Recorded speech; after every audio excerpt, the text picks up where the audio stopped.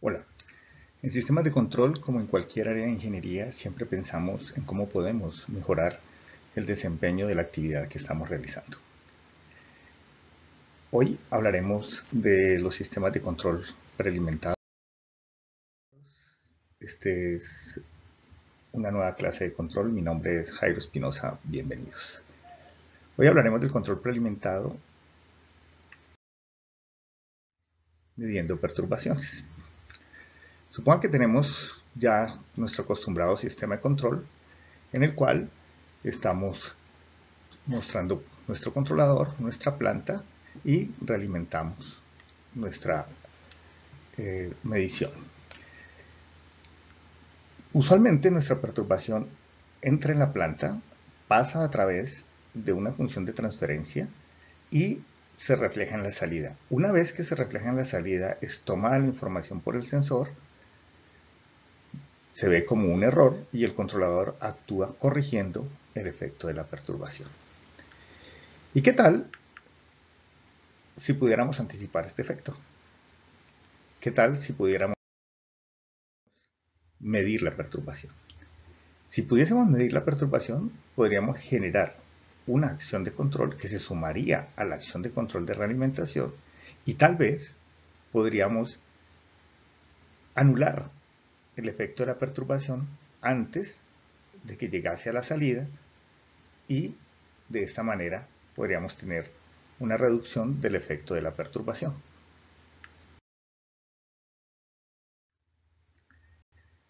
¿Qué necesitamos para que funcione?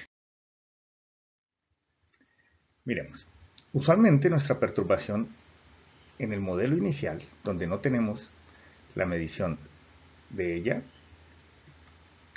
va a tener la siguiente expresión. ¿Sí? Nuestra salida va a ser función de la perturbación, va a ser función de la referencia y va a ser por último función del ruido de medición.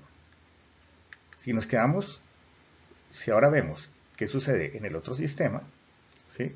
Vemos que igual va a ser función de la perturbación, de la referencia y del ruido de medición. Estas dos expresiones son iguales, sin embargo, observemos que aquí tenemos una expresión que es distinta. Aquí podemos observar que el efecto de la perturbación sobre la salida es fundamentalmente la función de sensibilidad multiplicada por la función de transferencia de esta planta. De aquí, pues vamos a tener que en el segundo caso, pues vamos a tener un escenario un poco más favorable en el cual tenemos la misma función de transferencia, pero le podemos sumar un efecto adicional. Aquí es donde podemos nosotros comenzar a pensar cuál debería ser esa acción de ese efecto adicional. Nosotros en general queremos que el efecto de la perturbación sobre la salida sea cero. Para ello, lo que entonces pretenderemos, con el único grado de libertad que tenemos en este momento en este diseño, que es CFFS, tratar de que esta expresión se aproxime a cero. Si nosotros entonces igualamos la expresión a cero, obtendremos el valor que deberá tener esta expresión para anular ese ruido de medición.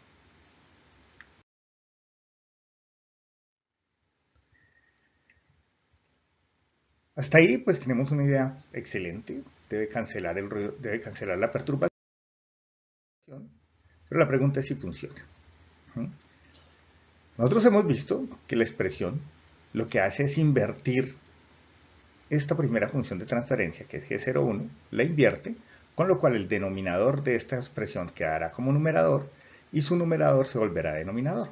Como esta expresión G01 es estrictamente propia, es decir, el orden de su denominador es mayor que el de su numerador, vamos a tener entonces al invertirlo una expresión que va a ser estrictamente impropia, ya que tendrá un numerador que es de orden mayor que el denominador.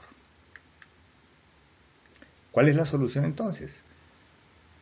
Añadir una función de transferencia que nos ayude a controlar el orden. Entonces, ¿qué valor debe tener esa omega en esa función de transferencia? Cuando nosotros tenemos, en términos reales, medimos la perturbación, pues si tenemos ese sensor, vamos a tener ruido de medición. Y si tenemos ruido de medición, sabemos que el ruido de medición restringe lo que podemos hacer desde el punto de vista de control, con lo cual el valor de omega 0 estará restringido por el valor en el cual comienza a ser significativa el ruido de medición o el espectro del ruido de medición.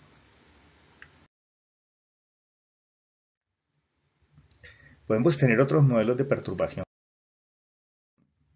Y este es un modelo un poquito más complejo. En este modelo, nosotros tenemos una función de transferencia que nos describe los efectos de la perturbación y entramos nuevamente en este punto intermedio de la planta. Entonces, bajo esas condiciones, pues ya se altera la expresión que nos relaciona la perturbación con la salida, pero igual, nuestro deseo es que este efecto sea igual a 0 para poder cancelar esa perturbación. Si nosotros factorizamos, obtendremos algo que es similar a lo que vimos en la parte anterior. Ahora lo que vamos a tener es que esta expresión de acá la igualamos a 0 y despejamos el valor de CFF.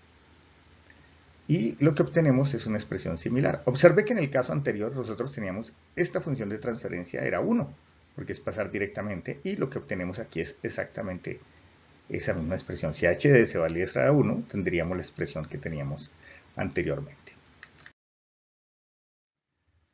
Bueno, ahora tal vez podemos tener un escenario distinto. ¿Por qué? Porque h de s es estrictamente propio y si el orden de h de s llega por alguna razón a ser mayor o igual al orden de G01 de S, es posible que nuestra expresión resulte ser propia. De cualquier manera, siempre vamos a tener el riesgo de que resulte siendo impropia y de la misma manera entonces usaremos el mismo truco de añadir estos elementos que nos van a dar no solo los polos para lograr que sea propia, sino también la forma de cortar los efectos del ruido de medición.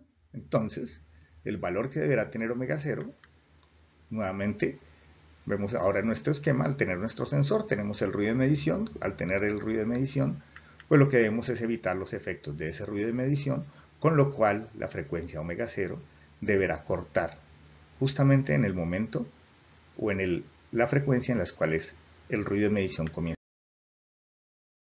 a ser significativo. De esa manera hemos visto un esquema que nos permite, si es posible, medir nuestra perturbación, medirla y generar una acción de control que compense los efectos de esa perturbación. Muchas gracias y hasta la próxima.